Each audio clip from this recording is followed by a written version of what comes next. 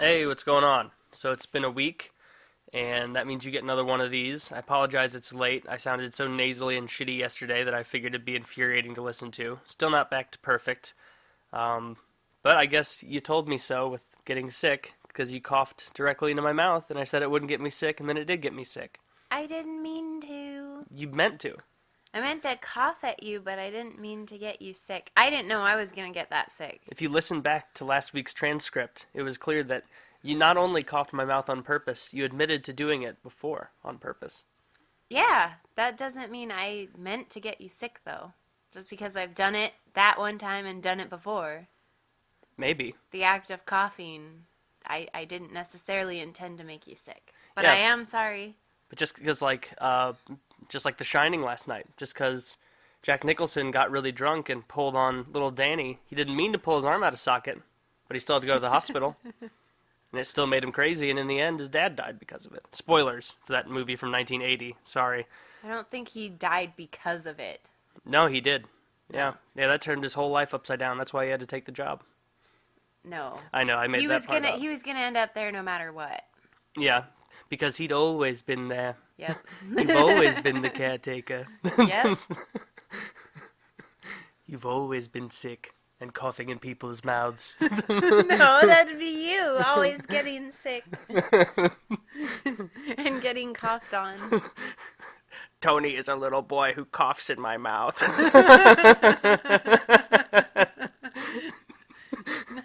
Can't make me laugh too much. I'm gonna start coughing. Well, get used to it. Anyway, so this episode is brought to you by our good friends over at Vapolabs. Vapolabs. It's your usual if your usual e-juice is your wife, then Vapolabs Premium Vapor Liquid is your mistress. The best part is there's no more sneaking around, but enjoy all that primal satisfaction and thrill with every hit as you use Vapolabs Premium E-Liquid. Life is short, enjoy the vape. You will just love Dr. Good's Appelos. They sent me that one. I like it a lot. Still not as good as Nuka Crunch, in my opinion. Appelos. Yeah, I'll let you use that after. It's time we showcase the whole family's secret recipe of store-bought apple and cinnamon cereals swimming in ice-cold milk, then enhanced with just a few drops of Papa Steve's sweet snake oil for your hair-growing elixir. I don't know if that's an actual product they offer. No matter what flavor you decide on, they're all eligible for Juice Rewards. Juice Rewards is an innovative rewards program at Vapolabs. Just buy a few bottles, then get a bottle free. It's that easy. So go ahead and pick up a bottle of e-juice from the only company that will give you free stuff. Vapolabs. Science, bitch. Please use responsibly. It must be 18 years or older to purchase. Use this product. California Proposition 65. This product contains nicotine. Don't forget, use the code MurkaDurkah, MurkaDurkah25 for 25% off e-juice with free shipping. 25% off and free shipping. You're a fucking idiot if you don't take advantage of those sales. It's Black Friday every day over at vapolabs.com. Check the link below, and it reflects well on us if you guys check them out. And, yeah, there's this weird counterculture thing about vaping now where it's like, oh, we get it, you vape. It's like, yeah, it's just like any habit, you know? You don't get mad at cigarette smokers who just do it on their own porch, but if they're out at a restaurant and everybody's trying to eat and you're on the porch and they light up a cigarette or a big cigar, it's like, yeah, fuck that guy. So just don't be an annoying cunt about it, and nobody will care. It's a fun habit. Just don't be a douche and, like, do it in, I don't know, line at Subway, because that would be douchey. Shouldn't be in line at Subway anyway. It's horrible sandwiches. It's awful. Anyway.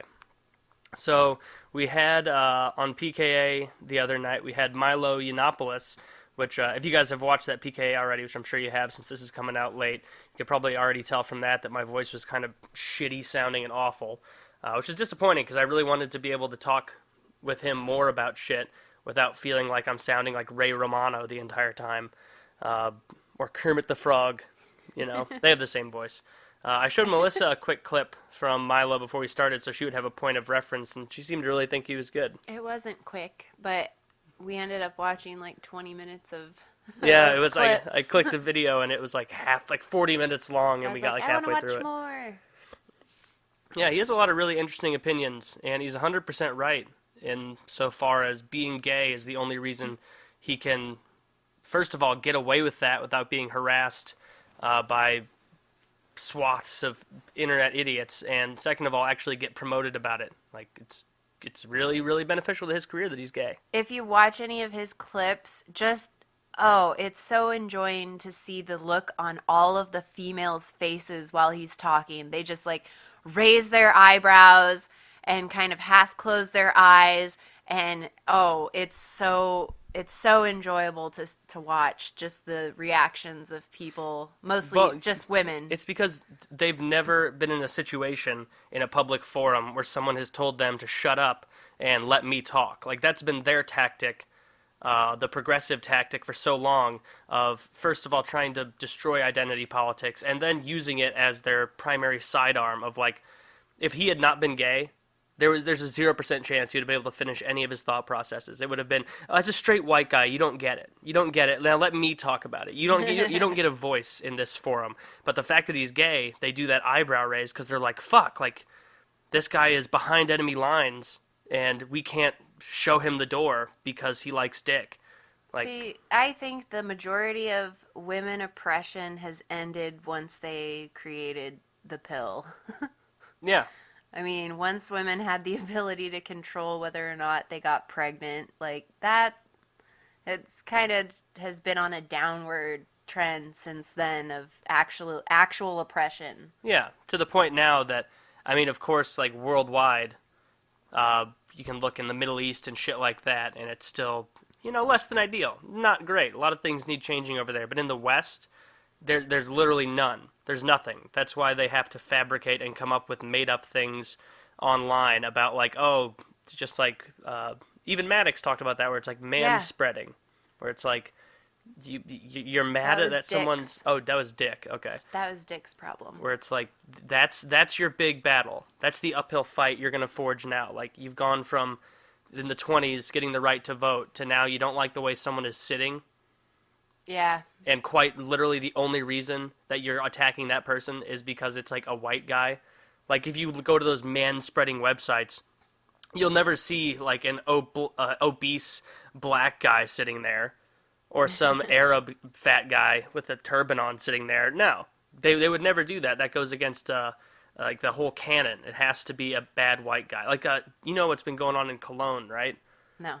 In Germany, it was covered up. Even Reddit had like every post that was made about it was automatically taken down and removed. Basically, a lot of these refugees / immigrants who came in from Syria to Germany, this is a city in Germany called Cologne, there were thousands of them that formed like a gauntlet and then just harassed all of these German women trying to get where they were going, like tearing their clothes off, goodness. raping them, doing horrible things that apparently in their culture was hunky-dory to do, but then they come straight into Germany and start doing it to German women. And the fucking Merkel or whoever, the prime minister of Germany, came out saying, like, here's a few things that women can do to avoid being harassed by all these new immigrants. When it's like, first of all, nothing wrong with a tip here or there how to avoid things. If someone gives me a tip of like, hey, don't walk around in that area at night with money hanging out of your wallet if you don't want to get mugged. It's like, okay, I appreciate that tip. Maybe I'm not familiar with the area. But saying, like, don't put yourself out there in front of these people who are guests in your country because they might fucking rape you, like, that's ludicrous. And this is the first of many things I'm predicting. Like, it's going to go downhill quick with all of these immigrants who will refuse to assimilate coming into Western countries like that. Oh, jeez. I hadn't heard of that. That's ridiculous. Yeah. Well, news wasn't hardly reporting it, honestly.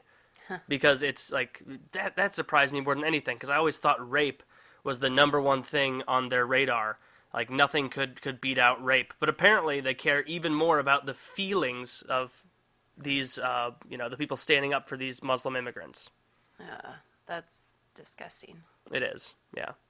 I'm really thankful for the Atlantic Ocean right now. It's keeping us out of all of that business for the most part. I thought we were getting some in New Orleans, or something like that. 10,000 or something like that, which 10,000 coming into the U.S., worlds apart from 1 million plus going into Germany. Oh, like, okay. We're so much bigger than, the U.S., continental U.S., I think we're bigger than all of Europe as far as space. Well, yeah, space. Yeah, so we can take on 10,000 and distribute that pretty easily. I would assume so. I don't know. Unless it might end up like those Irish slums when a bunch of Irish people came over in the early 1900s, and instead of like immediately assimilating, they like made their own neighborhoods where the native policemen didn't want to go. Like they already have no-go zones in France and shit like that, where Yeah. they've just made neighborhoods for themselves, and you know, Well, yeah, I mean that happens. That people tend to just go where they know people like themselves. yeah, They group themselves. They don't get grouped. They group themselves. and it makes sense. Like you want to be around people who speak your language and whatnot, but if a, a huge part of you getting to live there in the first place is like, hey, we really need you to assimilate. Like we got a nice machine, nice well-oiled machine of a country going on here. We don't mind you coming in, but we need you to kind of, get in line and start producing and doing what we need you to do. Not raping our women. Yeah, if you could keep the rape to a minimum, that would be totally great. Unless that goes against your culture, in which case, go for it. We'll give them tips hide on it. how to avoid it. And I know this is Germany, but if it still really pisses you off that your young daughter has a clit, then I guess you can do that too. We're not going to step in. God forbid we try and help out here in any real way. I don't know. We should stop talking about that. That just pissed me off to hear all about that cologne stuff. And but yeah, the Milo Yiannopoulos conversations are really cool. That guy is very insightful and a good guy to have on your team. Like, I would say he's the most interesting gay man I've ever seen. the most interesting gay man you've ever seen. I don't care for flamboyant gay men. You said he was flamboyant. I don't think so. I didn't know what you meant by flamboyant. You just meant out, just open. I just meant openly gay, and then the fact that he's Okay, gay in cool. conjunction with the British accent, like I can't tell where the Brit begins and the gay ends, and so it's like, it doesn't take as much of an oomph. Like if you're from southern Tennessee and you're gay, like how would that voice even go? Like you're talking like this, but maybe sometimes you come up a little bit, and then all of a sudden you're a little gay. Like, Oh, God. like you'd have to, Like Mr. Garrison. yeah, like Mr. Garrison. you have to like. That's how it would sound. Yeah, you have to put more umph into it to sound gay from the South. But from England, like they already sound so cultured and refined, like a lot of gay people do, that it, you know what I mean? Like it comes off. I guess. I mean, there's no... I don't know, because I'm certain there's people that have that accent that do fluctuate more than he does. And have that... Like, you haven't met very many gay men from Britain, so... No, one, actually. One so gay guy from Britain. You don't necessarily know if there are individuals there that are gay that do have inflections in their voice. You just think the accent kind of sounds gay in general. Maybe. I don't know. But I don't know. Yeah, his No, it's not the accent, though. Because, like, Jason Statham doesn't sound gay, and he has a British accent. I know, but okay. I thought you were saying that the accent was No, but the accent lends itself to quickly become gay-sounding when a gay guy's speaking. Okay. Yeah. Unlike certain accents. Okay. Yeah, that's what I thought you meant. But, yeah, I don't care for gay men that are just I'm very reserved kind of person. So anyone with a personality that's like very loud and obnoxious, or Yeah, then it's not because they're gay guys. stereotypical. It's because you just don't like people getting in your face. Yeah, and that's the stereotype for a lot of them, and I've met many gay men like that, and so, but I liked him a lot. Milo or Milo? Milo. Milo. Yes. Yeah, Milo. I wanted to keep watching his clips. We'll watch a couple more after this. He's really entertaining and fun. I really hope he comes back. I just like hearing people talk about the actual truth about things, because we'd known about some of the facts about women's wages before, but I'd never heard that they made more on average for jobs. Yeah, I find that interesting. I've heard him say that, and I need to look up the numbers before I 100% knew if I agreed or not. But it would make sense, because there's already so many incentives to push companies to get women for no other reason than the fact that it's not a man. Well, and I think that things like, they don't like talking about things like maternity leave and whatnot, because it's considered sexist to consider those types of things, like women taking leave of absences or maternity leave or more vacation time than men. But I think it's valid. Like, you would evaluate a job where one offers more vacation and sick leave than the other. You would consider those factors. So why wouldn't you consider those factors when you were comparing what someone makes at one job as a female versus what they make as a male? I think maternity leave is one of those things, and a lot of places, I wouldn't imagine too many places offering men maternity or paternity leave. No, of course not. Like, you need to go to some of those super, super progressive leaning countries to get stuff like that. But yeah, of course you need to take it into account things like maternity leave, and a lot of women, and particularly feminists, the vast majority of women are reasonable about this, which is why most women don't consider themselves feminists nowadays, because they see the weird rabbit hole that it's gone down of just kind of progressive man-hating and angsty nonsense. But yeah, if you're hiring someone who's 26 years old, and we have a man and a woman there, and you're expecting 50, 60 hours a week from them, it's like, okay, at any point, either of these people could get in a relationship, and it's way more likely that the woman's going to get in a relationship and become pregnant quickly afterward. In which case, fuck. We just hired someone who we need as an essential member of our team, who now is, for all intents and purposes, useless for months at a time, because they can't come to work. They can't come to work, like, when they just have a baby. For months. I mean, it depends on the female and the pregnancy, I guess. But yeah, 9 months out of the year. I mean, at the very beginning, you're at least getting sick and... Yeah, assuming they're, like, they tough it out, they keep coming to work as long as possible, they're still not going to be hitting productivity goals as well as they would if they weren't pregnant, you know? Because there's stuff that comes into play, like you said, of feeling sick, or just... I don't know what else comes into play from it. Like getting emotional, that kind of prevents you from being able to do your job as well. I'm not sure. Not being able to withstand. You're more sensitive you're more sensitive to stuff, and that causes you to get distracted more, is what I would imagine. Have to use the restroom more. I mean, I think about like just women that deal with like cramps and shit like that. That's really annoying. That's 12 weeks out of the year. That's like already 3 months. 3 months. And if you're like really grouchy or something on your period, that's already like, well, fuck, we're missing a week, a month of work from this person in customer service because they're being all cunty to the people. Well, it depends from female to female, of course a lot it of does, things. Yeah. But, just looking at typical issues that women deal with on a regular basis, like, yeah, there are great differences in their ability to do a lot of things simply because of the fact that they have to deal with more personal things than men will ever have to deal with.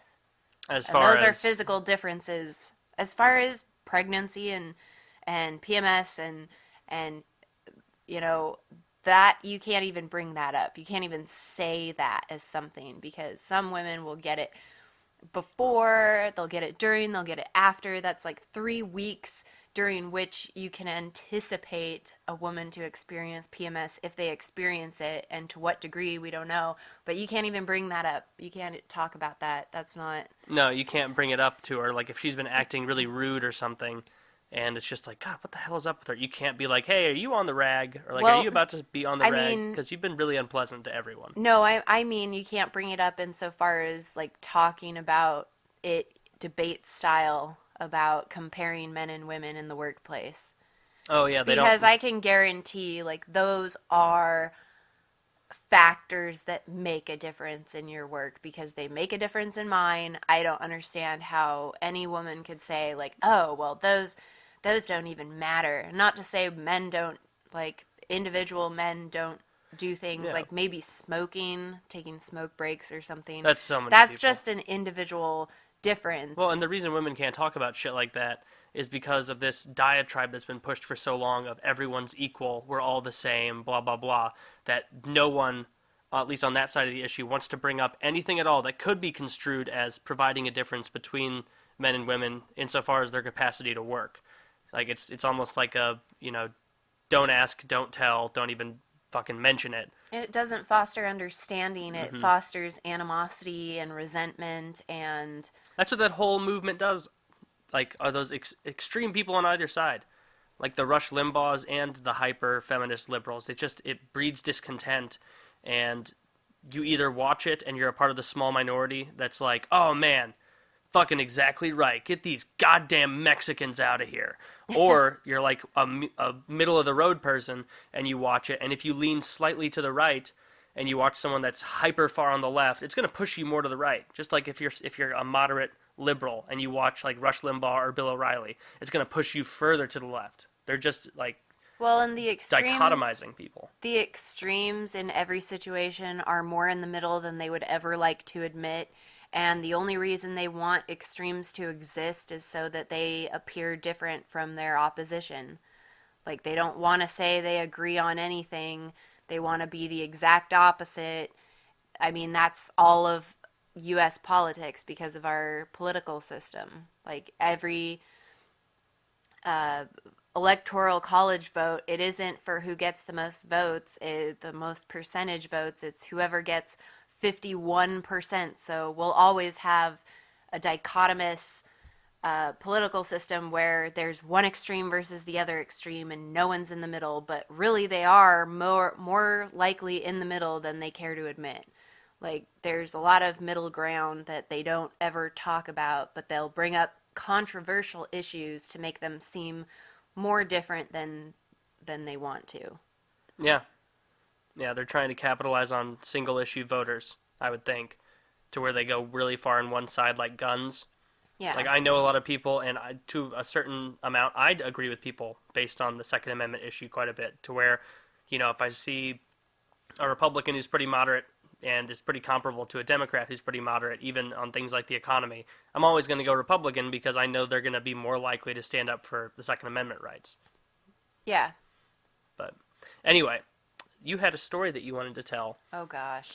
And I wasn't sure how much you wanted to divulge about it, so I wanted to just let you go, and I'll add as I see fit. Oh, gosh. Well, you've been dealing with me complaining about this for the last week. But I recently had to go to training in another city where I had to stay for an entire week. And I had to room with an individual that I will be working with. And this individual is old, large, yeah, very Don't large. say large. That makes it sound. Oh, was she a 6'4" lady? No, she was a big fat fatty. But she was short, so. So even worse.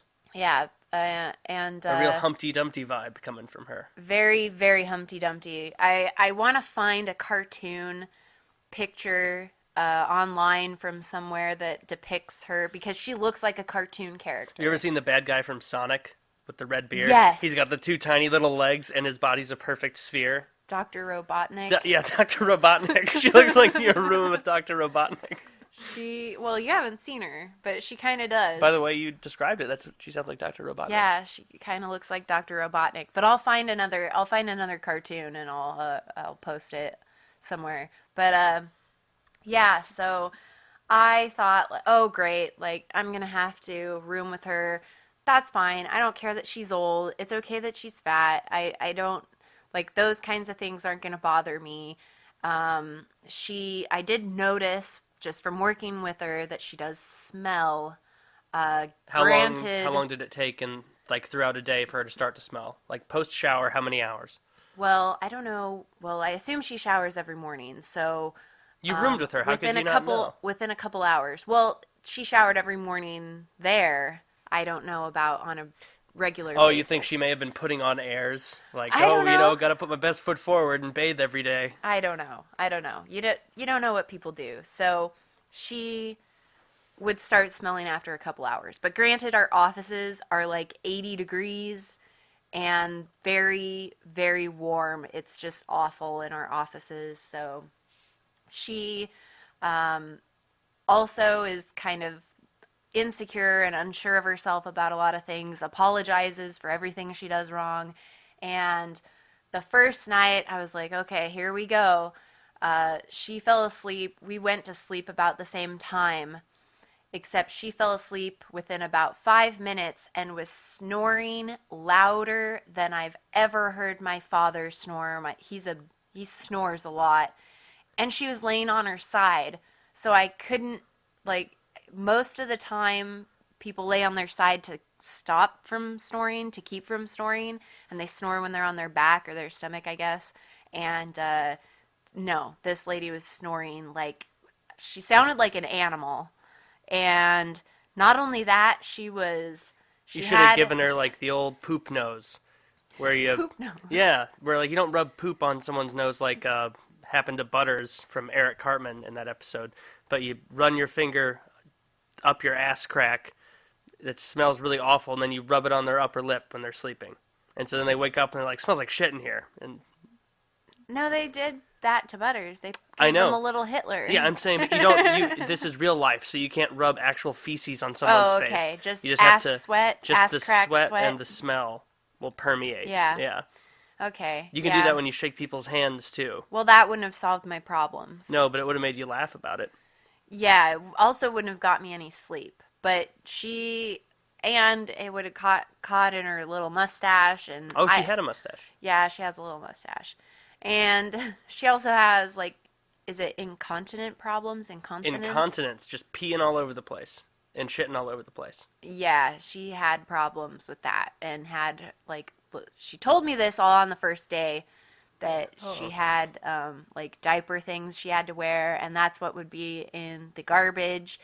And she also told me about her body powder that she had to put on every day to, like, put on her skin flaps, under her skin flaps that don't get any air. Like minimize the chafing. Yeah, and there was Gold Bond all over the bathroom. It was Wouldn't so that be gross. a sign to change your lifestyle if, like, at one day you were like, all right, wake up, brush my teeth, get in the shower, wash my hair. Man, I got to add a new step here. I'm going to rub powder under all of my cellulite flaps so that they don't chafe too much. Like, wouldn't the very act of adding that into your morning routine be enough to be like, Jesus Christ, like, the fact that I'm doing this means something has to change. People aren't meant to have to rub calming powder all over their bodies every day just so they don't chafe by very nature of their motion. It's a miracle she's made it to the age of 58. Like, I can't believe it. It's unbelievable. I mean, next time you have to go to training, maybe you'll be able to bunk alone, if you know what I mean. Maybe one of those fat folds, a couple days of forgetting the powder, and suddenly there's a oozing, seeping sore that gets infected. Oh, God. Like, Yeah. I don't even want to think about that. She was making awful, like, they weren't even farting noises. They were, like, pooping noises. I thought she was shitting herself while she was sleeping. While you're laying there in this hotel room in Missouri and she's trying to snoring. fall asleep, and she's shitting her pants Yeah. 8 feet next to you. Yeah, and not only this, she had to out loud, even though I was trying to sleep or pretending to sleep or looking like I was sleeping, out loud she would exclaim, "Oh, excuse me. Oh my goodness. Oh, I'm sorry." And I'm just thinking, shut the fuck up right now. And it was so horrible. I got 2 hours of sleep the first night, like 3 hours of sleep the second night. I would wake up from her snoring with my headphones on and the television on in the room, and her snoring would still wake me up. And she would fucking talk to herself. I wanted to strangle her. So great way to start, working with someone new.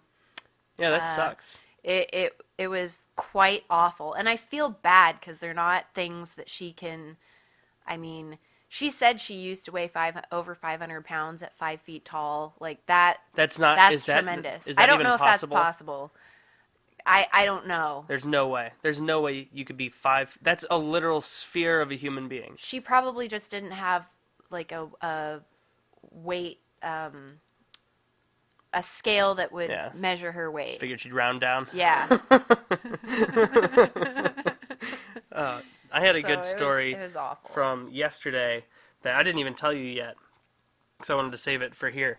So man. I was at Target, just getting a couple things. I wanted to get some soda, some snacks. You know what I mean by a couple things. Just went there real quick to grab some stuff, and went into Target, and it wasn't that busy.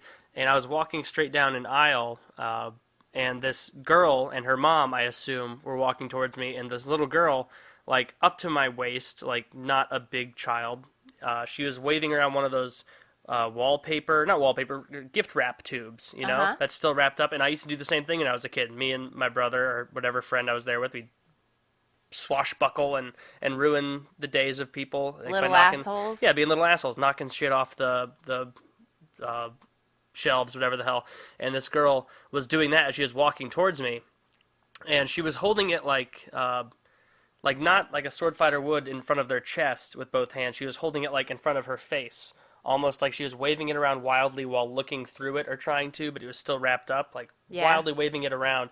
The mom, of course, had no interest in keeping her child in hand, and I was trying to scoot by the kid, and as the kid, as I was trying to pass the kid, I was keeping good tabs on where this tube was flailing around, and it like got pointed right at my genital region as I was getting right up next to Oh. him, and so I had to grab the tube like right in front of my dick, like I was grabbing my dick, Oh, and God. and like just kind of I just stopped the movement of it, like I stopped moving and I stopped the movement of the Oh, tube, God. just to try and stop and kind of maneuver my way around this mom and her kid, just to continue on my way shopping. So I stopped this thing, and the kid didn't stop moving, and so the kid walked like right into the tube. Just boom, just like I stopped it and it ran right into the tube, hit the kid like right in its little mouth and nose, and knocked the little kid over. Oh. And I had to like, it was so uncomfortable having to just be like, oh, oops, like I'm still holding this tube that the kid has dropped, and the kid's on the ground with like almost starting to cry, but the mom clearly didn't give enough attention for the kid to start to cry. Yeah. Like if the mom would be like, oh my God, Susan, like the kid would be like, but Yeah. the mom was still on her phone or whatever, and so I just had to stand there for a second, looking at this kid on the ground, hoping that other patrons behind me weren't watching, being like, that guy just fucking knocked that kid over with a gift wrap tube. And I just gave it back to the little girl. Checked. I didn't like getting down there like you would check a horse's teeth or anything with my finger. Like, let me see, make sure you didn't knock anything out. But I just looked quickly, and she wasn't bleeding or anything, so I just kept on my way and didn't do anything else. But I was just thankful that nobody made a scene about it when I knocked the little girl over at the store. You didn't knock her over. She knocked herself She knocked over. herself over, but no But- one's ever like that. No one's ever gonna blame the 3-year-old girl instead of the man in his mid-20s walking by. I believe you're going to have more of those experiences to pay for how you behaved as a child. If that's the case, I have so many more of those experiences to endure. Yep. So many. Well, that wasn't even bad. If the kid had started bleeding and crying, yeah, it would have been really uncomfortable. But the fact that she just kind of fell, looked to the mom, saw the mom didn't care, and just got back up, and I gave her the tube back and went on my way. Oh, it's going to get worse. You're going to encounter worse situations where you have to deal with awful children like you were. No, I won't be able to be fully repaid for my activities as a child unless I have a kid. And then my kid would have to just be a terror, like running around malls, hiding, for like 90 minutes on end, to where my mom and grandparents are for sure thinking that I got kidnapped, until eventually I just come out like there's a policeman with them, and it's like, surprise, I actually didn't get kidnapped. I was in Spencer's the whole time. Like, you were bamboozled. All right, now give me what I want, or I'm gonna cry. Yeah, I was horrible. I would go through like Toys R Us and KB Toys and just fill up a cart of everything that I wanted, and there was never any argument about it, because it was like almost like I was Kim Jong-un demanding what I wanted, and everybody else would be like, well, we can tell him no, but do you want to really get in that fight? And it's like, no, we don't. We'll just get him what he wants. From your stories, I can't believe you turned into a decent human being. Well, it's yet to be decided. Anyway, so hopefully I'm not sick by the fucking next time PKA rolls around, because do I still sound pretty awful? No, you sound a lot better than I anticipated when I got home. That's good. Yeah, I was, the whole time you were gone since Monday, I haven't done anything at all. Like, I'd wake up with fun plans of like, oh, I'm gonna go play Catan with friends, or I'm gonna go do this or that, or get this done. And aside from getting a few errands done, it's just been waking up with body aches, and then just sitting down and feeling shitty until it's late enough to like take my Mucinex and NyQuil and then try and fall asleep. See, and one thing I had to add, my roommate from training is the one that got me sick last week at work, and in turn, I got Taylor sick. So we're both suffering. I've been sick all week long at training, on top of having to deal with her, and she's the one that got me sick. We have herd disease. We have whatever kind of flap fungus stuck to your purse and then you brought back to our house. Oh, gross. Yeah, there was some black mold growing off of her left ass cheek that just wafted over to you. Maybe it got on your Chips Ahoy container. You eat it, cough it into my mouth.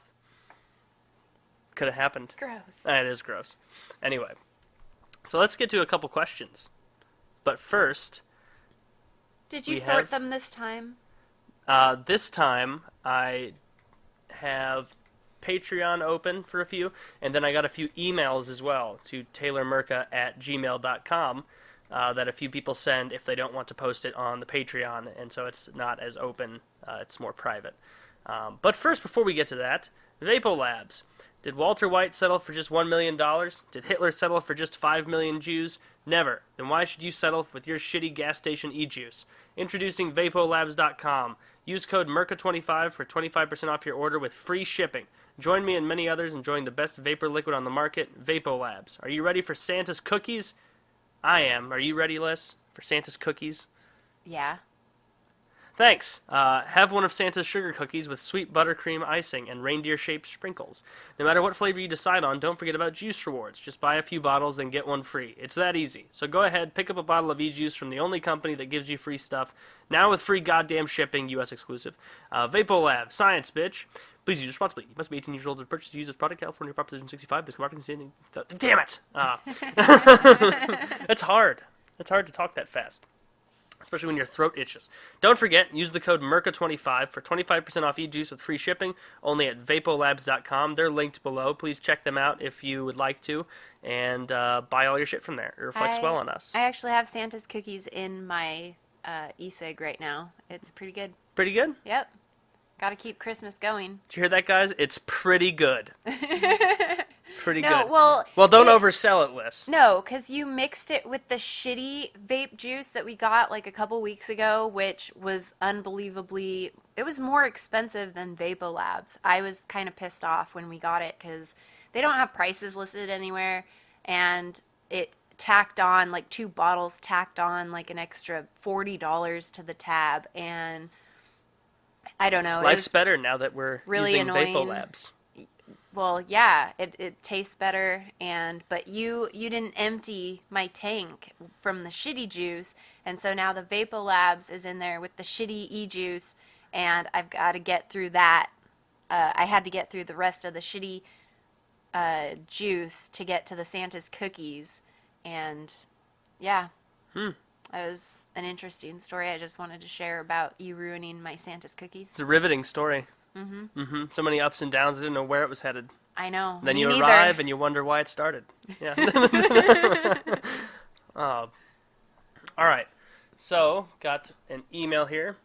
Hey, Taylor, please keep my name anonymous, as I may get stabbed due to what I'm going to share with you. As much as I love the am I an asshole question, I know fine well in this situation I was definitely an asshole. I'm really just sharing it because I'm wondering what your 2 cents are on the matter. So to start out, I've been in the same relationship for a little under 5 years. Quick caveat real quick. Excellent job with paragraph use from this person. You know who you are. Good job. So to start out, been in the same relationship for a little under 5 years.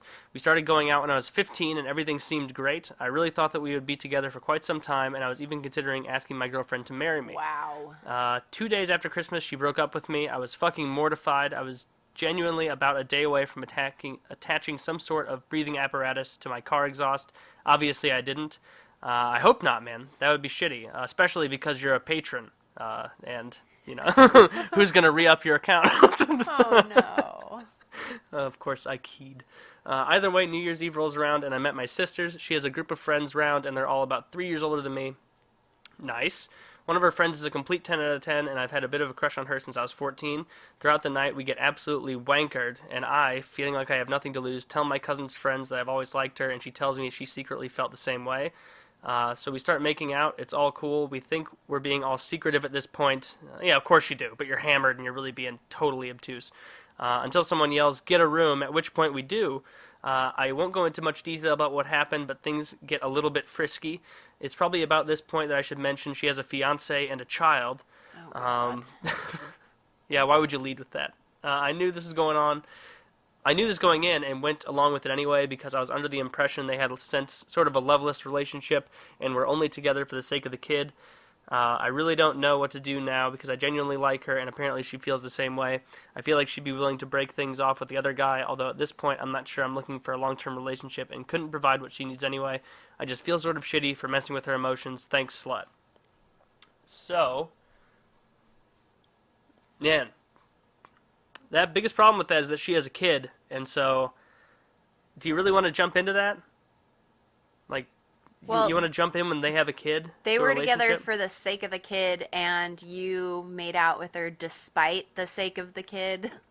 Like, even though you don't think the kid will ever have to deal with the repercussions of your actions with this person, they do. I know because I had parents that, like, fought over shit like this, even though I didn't know the person's name, or in some cases I did. I found out later on, and it's like, oh, that's why I was having such a shittier time as a child, because someone thought that, you know, it was a good idea to fuck with my parents while they were having a hard time in their marriage.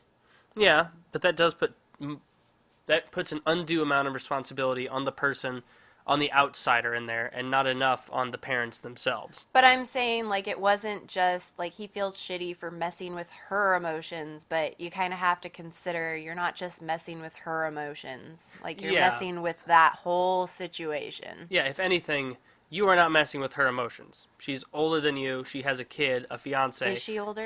That's what he said. Yeah, she's been through this rigmarole before. Oh, 3 years. If anything, it's the kid that you should be worried about. But even that, it's like, is that really your responsibility? It's not, no, but it still doesn't help that it's a little bit of a shitty thing to do. It's made more understandable that you weren't out trolling for fiancéed women with kids that you were just broken up with by your long-term girlfriend and you're desperate and feel emotionally vulnerable and whatnot. And you could get sucked into the whole situation if you had sex with her and it was unprotected and she wasn't, like, using birth control, or you weren't wearing a condom, like, she could get pregnant, and that whole situation would start a big problem later on. But I don't know. Let me ask you this. Would you ever start a video game from somebody else's save point? No, of course you wouldn't, because that's fucking stupid. Would you start raising a child when they already kind of get that you're not the main authority figure and provider? Like, if this kid was like, let's say you're 40 years old, this girl's 40 years old, her kid is, I don't know, 18 or something. But You that's can jump. not the case. No, I'm saying you can jump into that because it's like, all right, kid's an adult. There's no set precedent that I'm supposed to be in charge. It's understood. This is a little kid. So you jumping in to raise it, it's going to be really awful. You're going to hate it, and you should not do that. That's awful. But don't beat yourself up about it too much. You were clearly in a very vulnerable position, and she knew what she was doing. You knew what you were doing. Kind of a shit thing to do, but Just be ready to go on a roller coaster of a bunch of shit. Dealing with divorce lawyers. I mean, you're going to have to hear about all of this stuff, not just... And it's going to last decades until that child is 18 and even older. I mean, not to put you off from... just count this as your slump buster. This was your rebound. Shouldn't be anything more than that.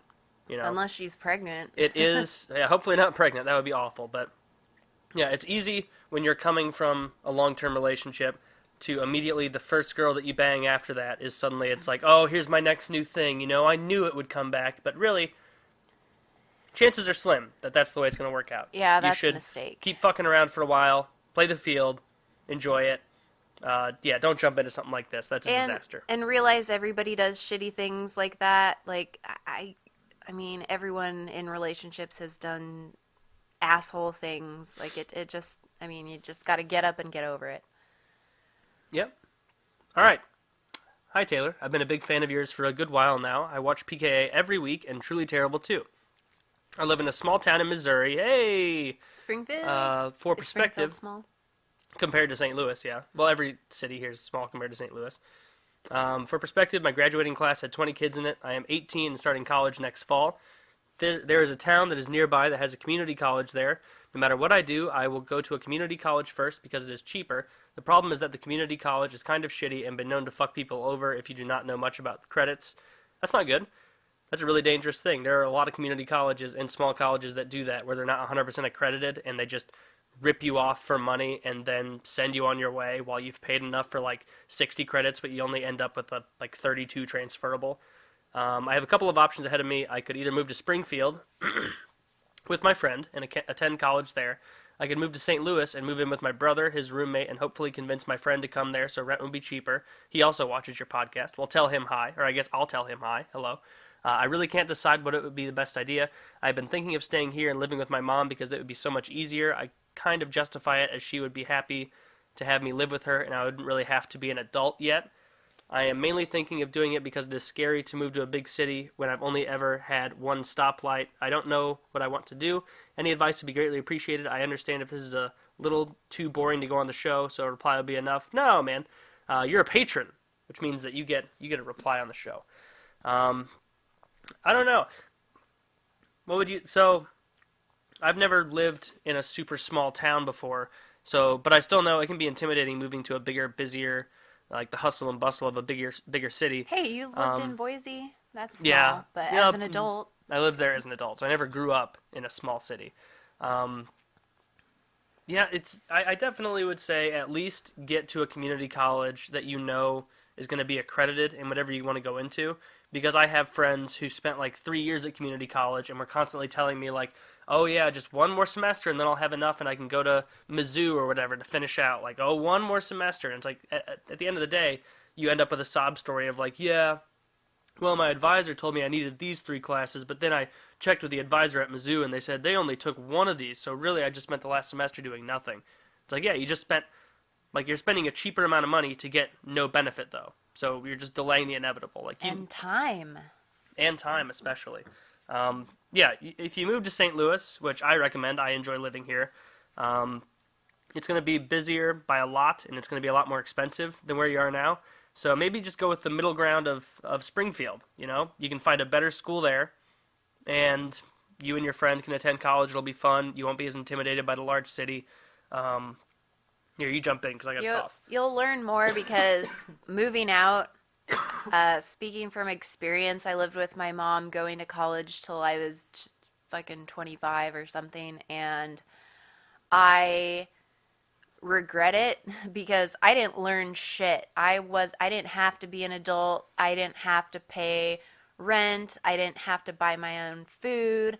I didn't have to hardly do anything, especially healthcare, because I was on her healthcare till I was 26. So I didn't have to grow up in a lot of ways that some 18-year-olds have to do when they move out. So it's really, you have to look at it that way.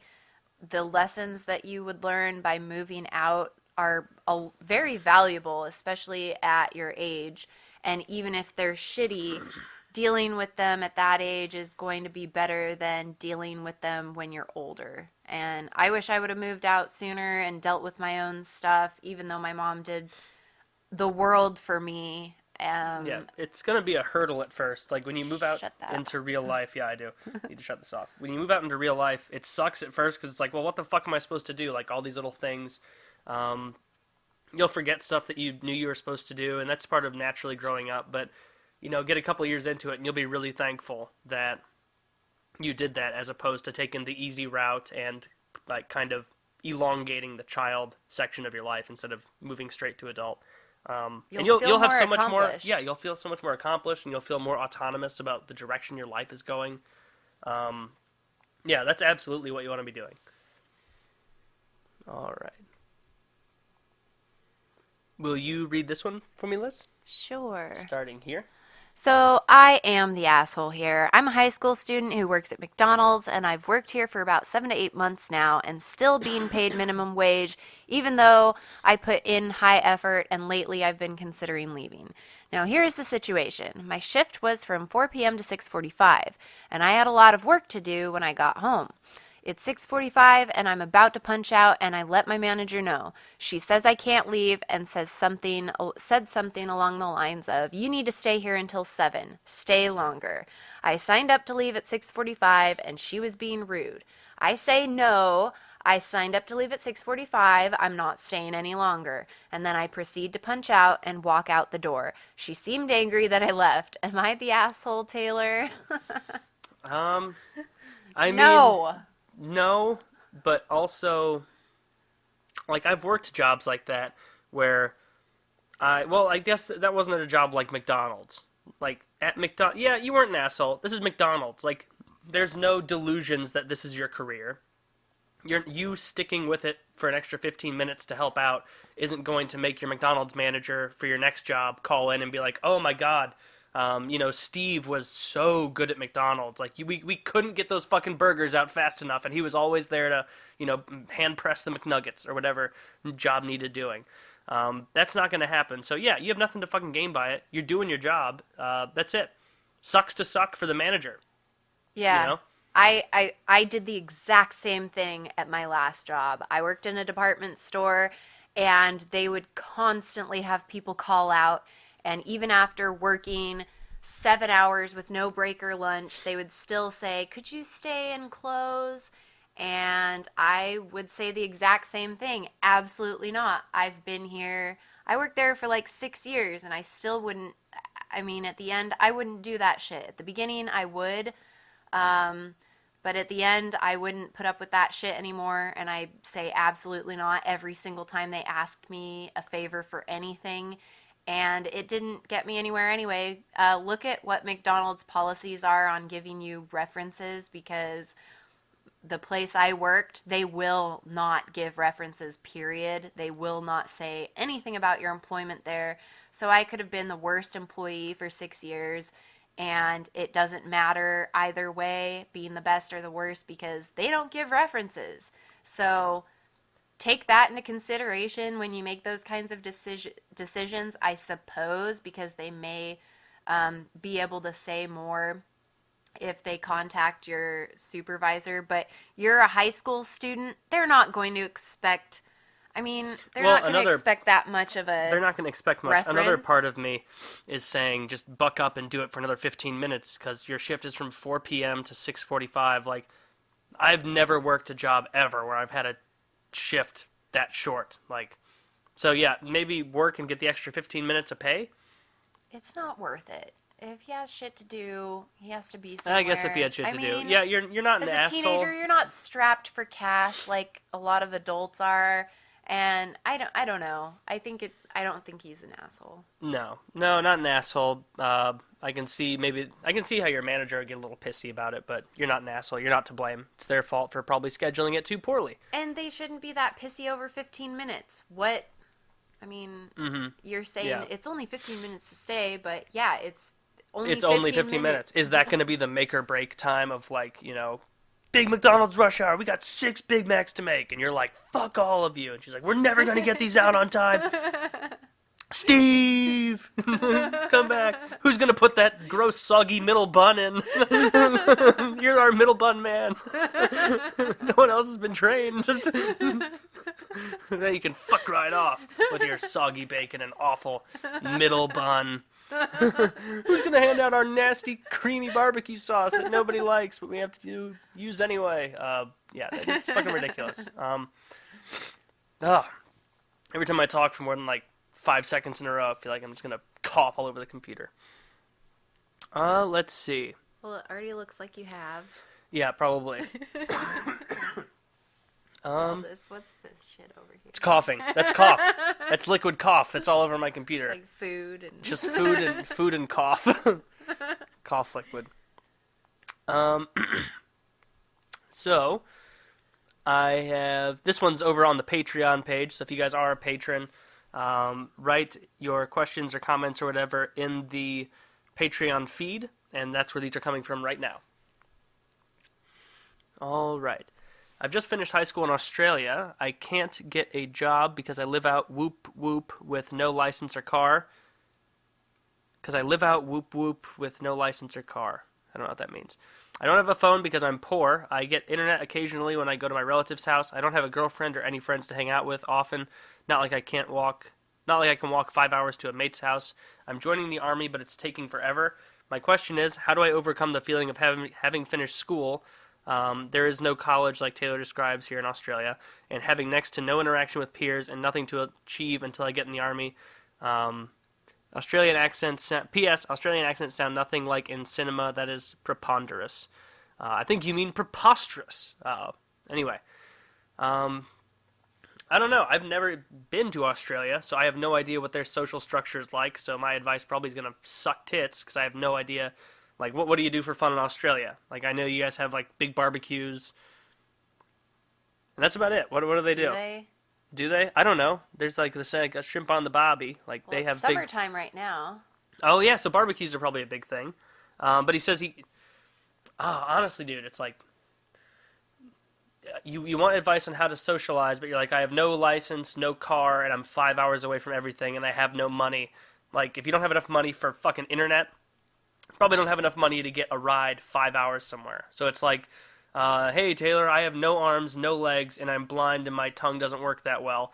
I want to become a painter. And it's like, you know what, I'm really sorry about that, man, but it's probably not going to happen. Take up a hobby. Yeah. Take up something that you can try to get good at before you leave. Yeah, it seems like you're just playing the waiting game, and that there's nothing you can do that much. Yeah, so if it is a waiting game kind of thing, like Melissa said, find a hobby. Even if it's something that isn't going to pay dividends, like you don't have to get super into working out or super into something that's going to directly benefit you in the military. Just get super into something for fun that's not that expensive. If it's a video game, thumbs up. Don't play Magic. You can actually don't play Magic the Gathering because you will spend a bunch of money you don't have, and no one to play with. And no one to play with. Yeah. If it's a video game, if it's anything, just try and pour yourself into something to keep yourself busy.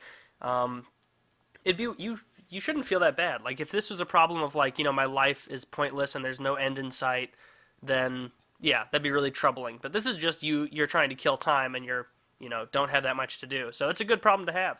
Just look around, get a book, read, order something that's cheap and fun, like a book series off Amazon. You can get the Game of Thrones series so cheap, that'll last you all the way till you go to the military, hopefully.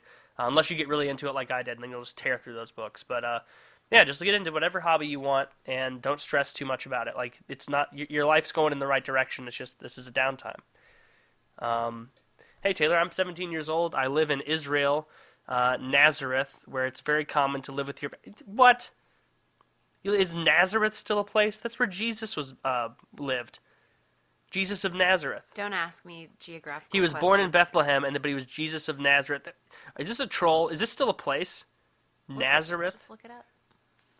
No, I won't, I'm not just gonna look it up. I'm gonna assume that it's still a place because it would ruin it for me. Yeah, I'm 17 years old. I live in Israel, Nazareth, writing to you from 600 BC, where it's very common. He didn't write that. I've been having trouble trading my wares. There's a bunch of people talking about some god fella walking around, and I'm not sure whether or not to believe them. Live in Israel, Nazareth, where it's very common to live with your parents until you get married, which is what my dad did, and that's what he wants me to do. I mentioned that I want to live on my own when I finish school a few times, and it always leads to an argument. I know that he wants the best for me, but I don't plan on getting married anytime soon, and I definitely don't want to stay with my parents. What do you think I should do? P.S. I love the podcast and keep up the good work. Thank you, and thank you for your support. I don't know. It's hard to even say because I don't have any idea. I mean, I'm sure you're Jewish because you're living in Israel, and I know that the majority of people who live there is the majority of people who live in Israel Jews? Are they?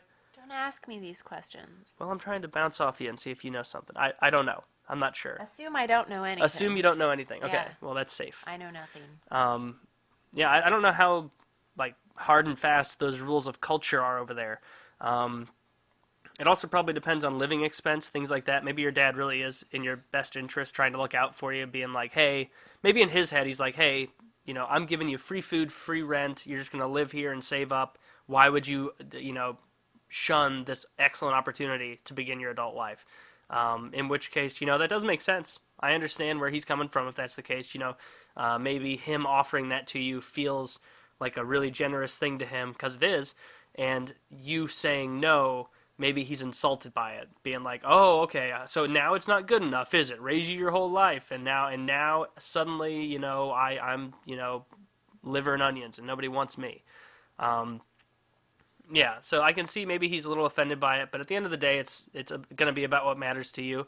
If you think it'll strain your relationship with your parents, you should definitely move out if you have the finances to accommodate that. I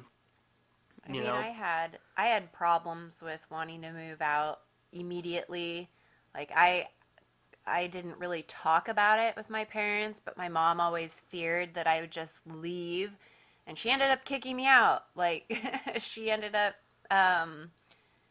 like having an argument over something. So keep in mind that could happen. If they're that upset about you moving out and living on your own, they might just get upset over something little and be like, get out, just get out, because they don't want to deal with like the pain of losing you when you decide to do it on your own. So I'd rather just hurry it up and make them be the ones. That makes sense. I mean, that speaks to a level of intimacy with his parents that neither of us know, so I'm not sure.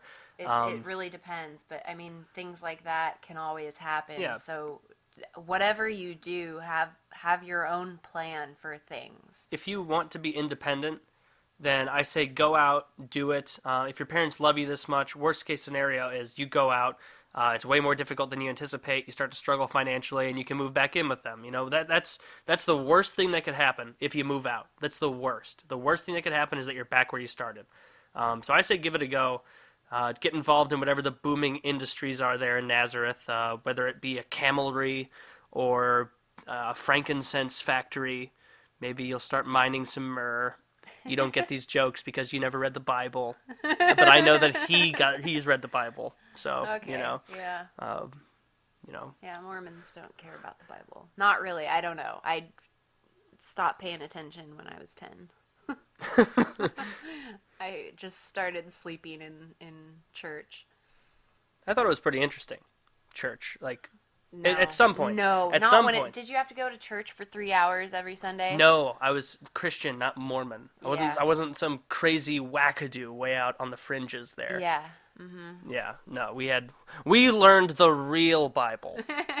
The real shit, straight from Nazareth. I just remember them talking about Joseph Smith a lot. I'm like, who is this guy? Oh, real quick though, I won't read your name because I'm not sure if you wanted me to or not, but guy from Nazareth, like right back, what the fuck is life in Nazareth like? Like, what is it like being from a city or a town, I don't know how big it is, that is so goddamn old that the Bible is in it? Like, it predates the Bible. That's crazy. We only hear bad things, like, oh, the shit's going down in Israel, like, this is... I mean, it only makes the news if it's bad, so we don't know what life is actually like for just normal, non-traumatic... You know what you should do is you should start a hotel business there in Nazareth. There seems to be a lot of vacancy issues.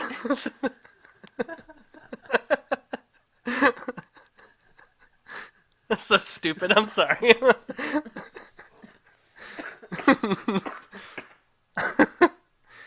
Oh. All right, we'll do one more, and then you're coughing now. Man, we're both sick. Forging ahead, though, trying to get this done for you guys. I only cough because you make me laugh. All right. Hey, Taylor. I like the political talk, but there's something I can't quite figure out about your views. Are you only fiscally Republican and socially liberal, much like Kyle?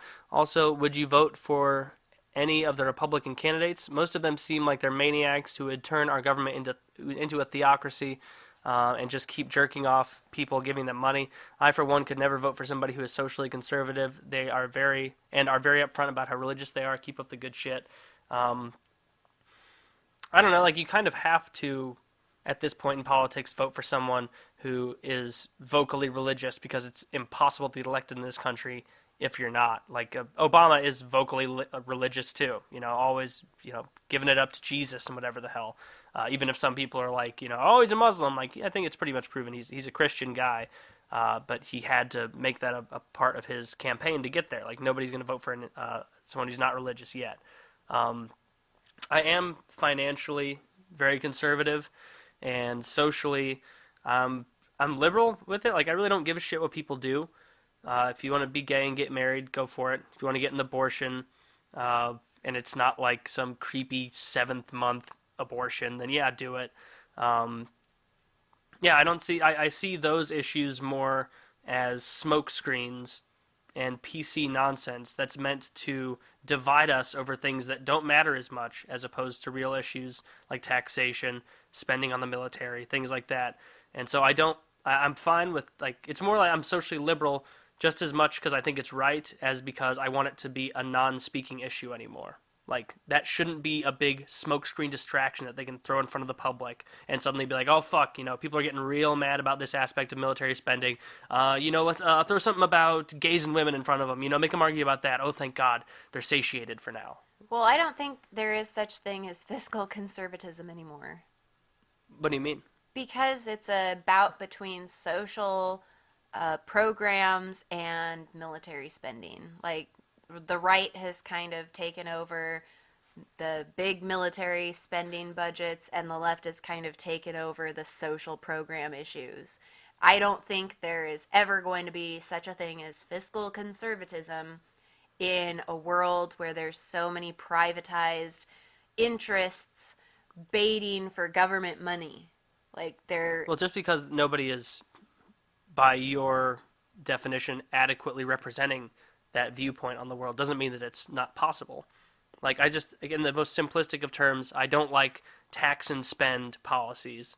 I would prefer that, instead of the whole government running like, ooh, we saved $1 billion on this. Where can we put that billion now? How about you just don't start a new program with it? How about you just don't start paying off the debt? Everybody likes that idea, though. Everybody likes that idea. No one... No, they don't. I don't think anybody would argue, yes, we want to spend more. I don't even think most liberals would. Of course they would. No, they want more programs. They want spending on more things. They want to raise taxes, especially on this weird specter of the rich, where people think, oh yeah, we want more of these programs, but they're only going to tax the rich. It's only going to be those few people way the fuck out in the, in New York who are worth $60 billion that they're taxing. When in reality, it's going to be taxing everyone. all of us higher. I know, but that's what I'm saying is, like, no one's, if you go down to the actual facts of the matter, that, okay, we're going to show you how these programs, we're going to implement more of these programs or spend more money on these programs that will help you, but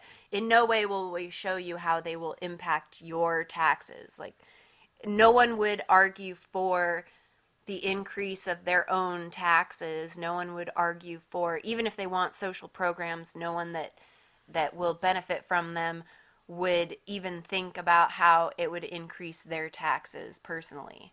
Even if they're only taking the money, even if they're literally only taking it from the richest of the rich, those rich people are going to compensate for their losses by abusing the program. Well, it's still not enough. It's still not enough money.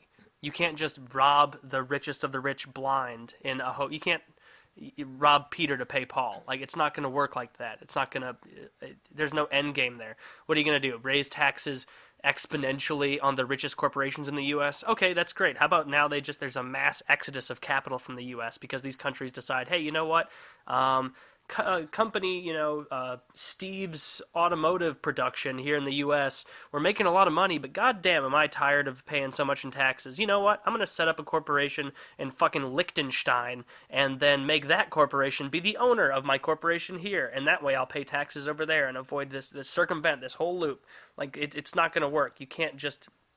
The whole raise taxes on the rich is just going to encourage rich people to leave and not rich corporations to leave and base their not necessarily their modes of production, because those are already based overseas, but their financial institution as well, that they're going to pay taxes over there and circumvent so much in taxes from the U.S.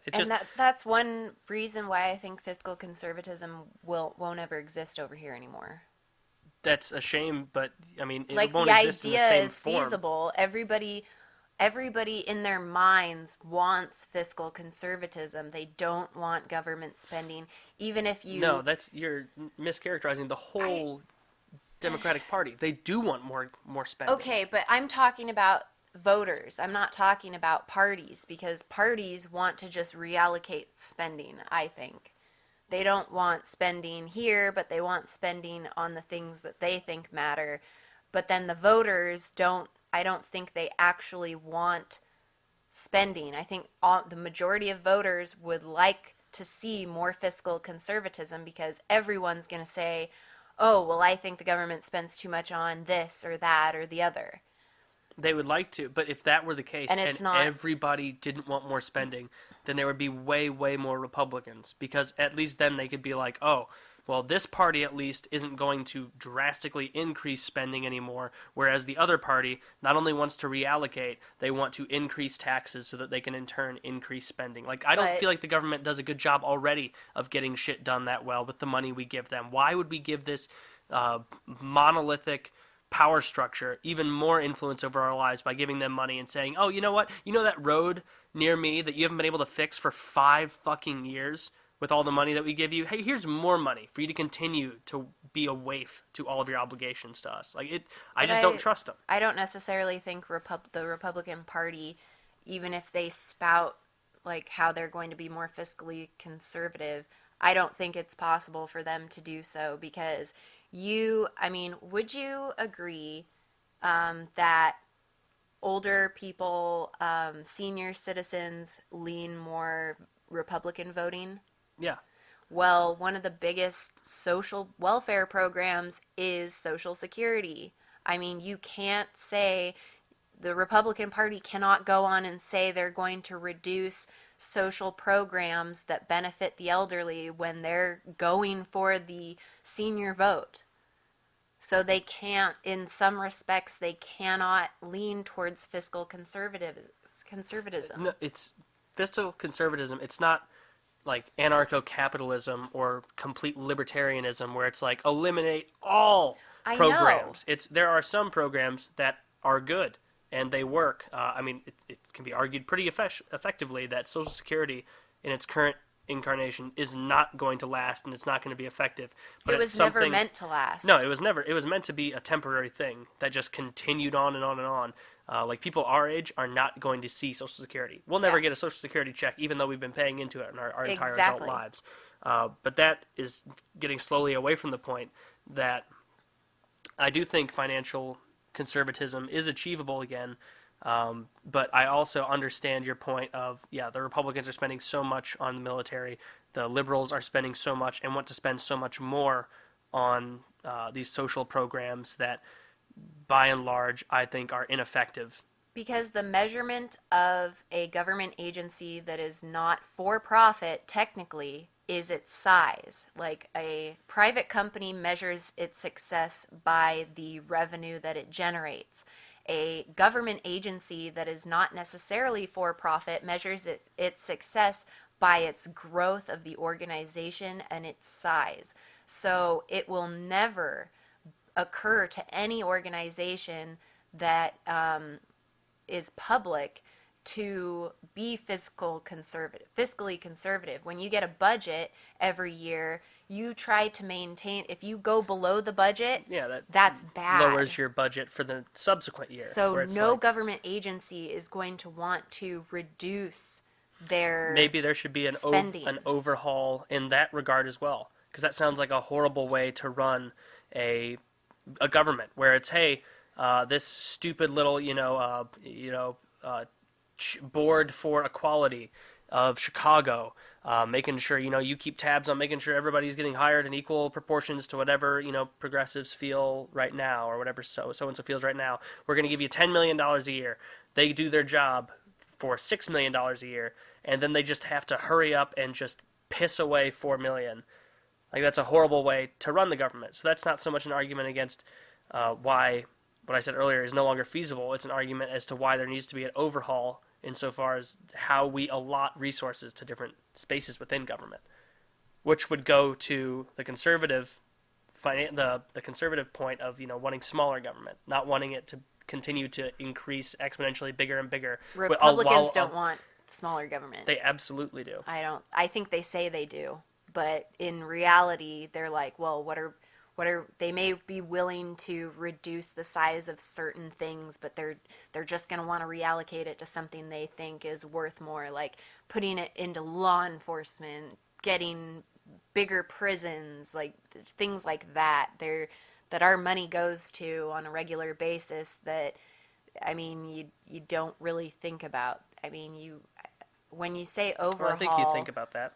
When you say overhaul, well, nobody thinks about, I mean, not nobody, but a lot of people don't think about the minuscule things that their taxes go to. They think about the things that they believe are issues, not necessarily things you don't think of every single thing your taxes go to when you're thinking about your taxes. You're thinking about the issues that you believe are important. Yeah. Yeah, it's because it's more comforting to believe, like, I don't know, if you're really into foreign affairs or something, or helping people, you could always look at your tax return and be like, oh, look at that. A portion of my taxes went to go, help fucking people in Uganda for foreign outreach, and they got some water or something, as opposed to the billion times more of your tax money that went to make another superfluous jet for the military, or something along those lines, or another baton for a shitty police officer in Detroit. Yeah, I mean, but I think it's beyond the political actors that are out there advocating things. It's beyond that, because inside of an organization, what do you mean the political actors? The politicians, people that running for government, they're not. I mean, they can't effectively say, yes, we're going to cut budgets here, without serious pushback from those agencies in a lot of ways. And those agencies have to be on board with the cutbacks. That's how it is with cutting. That's the whole lobbying thing, right? You're not going to be able to cut back from anywhere without a lot of people being pissed off that you're cutting from them, and them suggesting, oh, maybe you should go this other avenue and cut from someone else. Maybe I'm not the best choice. The effort to you're going to have to piss people off to do this, but that doesn't mean that it's unachievable. It's very difficult. It's more difficult than I think you're willing to say that it is. I just think fiscal conservatism is, I mean, it would take way too much to be truly fiscal conservative. Well, now it's moving the goalposts to the point of what is true fiscal conservatism. I don't need to go so far to the right that everything is fiscally conservative, but I do think it's a much better tactic to use than being tax and spend liberals. I guess I'm comparing it to 60, 70 years ago, when true fiscal conservatism did exist. Like 60, when you compare with FDR, when you compare like conservatives from 60, 70, 80 years ago, it doesn't really matter. You could even go back 50 years. Compare the conservatives of that day to the conservatives of today. They're very different. Of course, yeah, the political climate changed, but that doesn't change the fact that it's not. It doesn't mean that currently, in this modern day, it's some insurmountable thing to try and not shift completely back to the conservative ways of old, so to speak, but to just move incrementally that direction. I think that would be better if we were less tax and spend, and we gave the government less authority over our lives. I agree. I think it would be way better. I just think that it is much more difficult than it sounds, and that when Republicans say they're going to do that, they can't necessarily do what they're going to say. No, of course not. Just like when Bernie Sanders says, we're going to pay for your college and pay for all of this shit, free health care too, and we're only going to tax the super wealthy. That's not feasible. Of course not. Lots of politicians make promises that they can't fully, you can't just look at a politician and go, oh, well, they can't 100% do that, because of course they can't. They're being hyperbolic. They're obviously exaggerating to the point of effect to try and get votes, but it doesn't mean they're not going to try and move the meter that way a little bit. It's feasible in a sense that they're going to try to make it appear that they're doing that.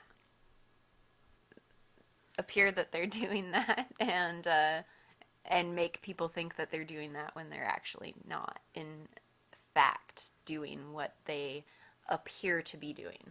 But anyways, we went a little over on our time there, talking about things. So that's your answer, Kyle. I am financially conservative. Doesn't mean that I think everything should just move 100% in that direction. And I'm socially liberal because I feel like those issues are used as smokescreens because they're naturally more divisive because they're human-based, not numbers-based. Anyway, hopefully you guys enjoyed. Check out Vapo Labs, and we will talk to you next week. Say goodbye. Bye, sluts.